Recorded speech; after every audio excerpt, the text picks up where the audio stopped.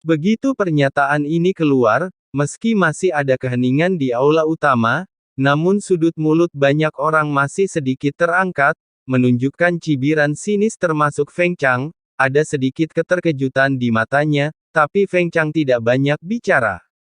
Sedikit mengepalkan tangan dan menangkupkan tangan, mundur saja ke belakang dengan konsesi Feng Chang, banyak orang mundur ke pinggir aula, seolah takut disakiti. Alasan mengapa mereka memilih untuk menyerah, selain Xiao Yan mengambil tindakan untuk menakut-nakuti si Xiao, juga, Xiao Yan ingin bertarung melawan penguasa istana Yin sendirian.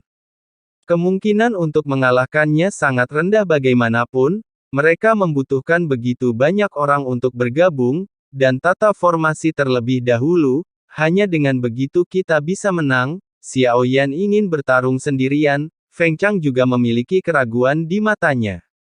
Orang ini benar-benar menyembunyikan kekuatannya, dan saya merasakan penindasan yang kuat padanya, tapi meski begitu, kita harus mengalahkan Tuan Istana Yin ini dengan kekuatan satu orang, bencana.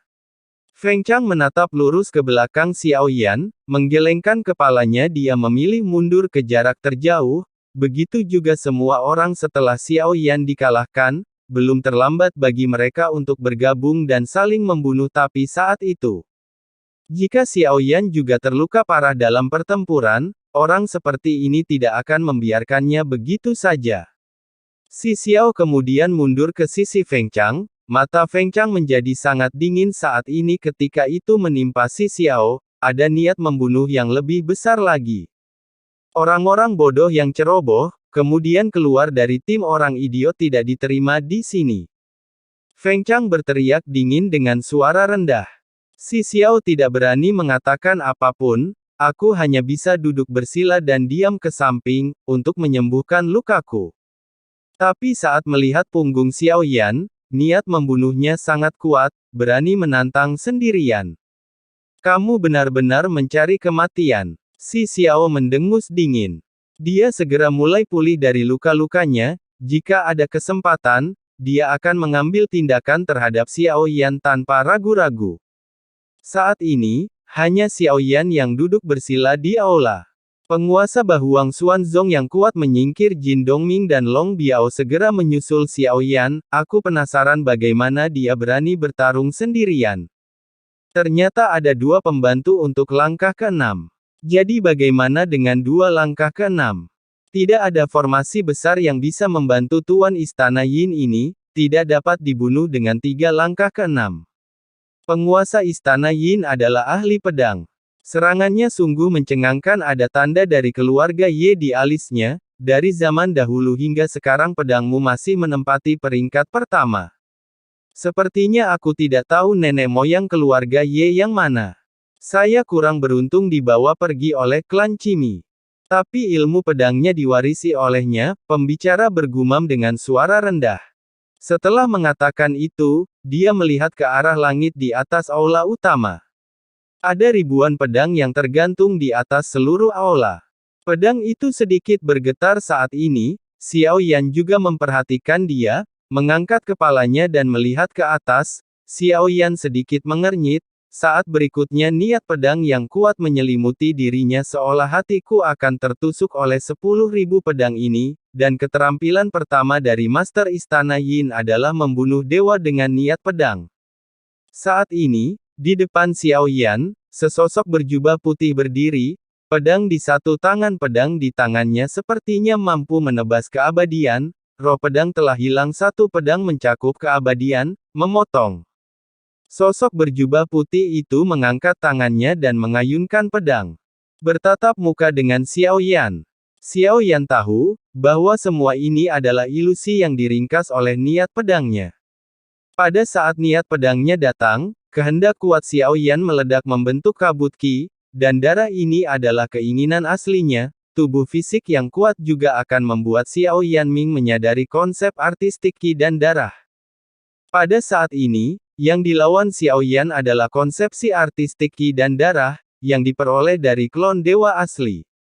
Tidak hanya itu, api dan guntur bergemuruh menyelubungi kesadaran Xiao Yan, energi pedang mengaum dan tiga tingkat konsepsi artistik Xiao Yan juga terungkap. Xiao Yan yang sedang duduk bersila dengan mata tertutup, tiba-tiba membuka matanya. Ada darah mengalir dari sudut mulut pada saat yang sama, tubuh yang semula jatuh ke tanah tiba-tiba tersapu oleh semburan energi pedang. Dia bersemangat tinggi seperti dalam konsepsi artistik. Kai Kai memegang pedang dengan satu tangan melihat Xiao Yan dengan mata tajam, senang rasanya bisa mengambil alih niat pedang orang tua Ye Chuan. Anda memenuhi syarat untuk bertarung dengan saya. Sosok berjubah putih yang berbicara adalah mayat yang tergeletak di tanah belum lama ini.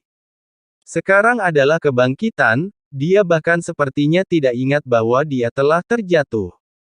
Dan dia adalah penguasa Istana Yin. Situasi di lapangan tiba-tiba memicu perang. Semua sosok dengan mata tertutup di aula utama membuka mata mereka, secara bersamaan. Dua sosok sudah saling berhadapan di aula utama. Jin Dongming dan Long Biao segera bersiap untuk mengambil tindakan, tapi Xiao Yan menghentikannya. Pertarungan yang luar biasa. Xiao Yan tentu saja tidak melakukannya hanya untuk membunuh. Untuk dia lawan musuh yang lebih kuat, keuntungan yang didapat tentunya akan lebih banyak. Pensiunkan pelindungnya. Suara Xiao Yan keluar. Jin Dongming dan Long Biao keduanya datang ke belakang, dan Zonggu juga berada di ujung aula ini. Saat memasuki aula utama, Zonggu kaget dengan pemandangan di depannya. Seluruh aula penuh dengan orang-orang kuat. Saat ini, kekuatan Zonggu ada di langkah ketiga. Dia sama konyolnya dengan badut di aula ini, bahkan tidak memenuhi syarat untuk berbicara.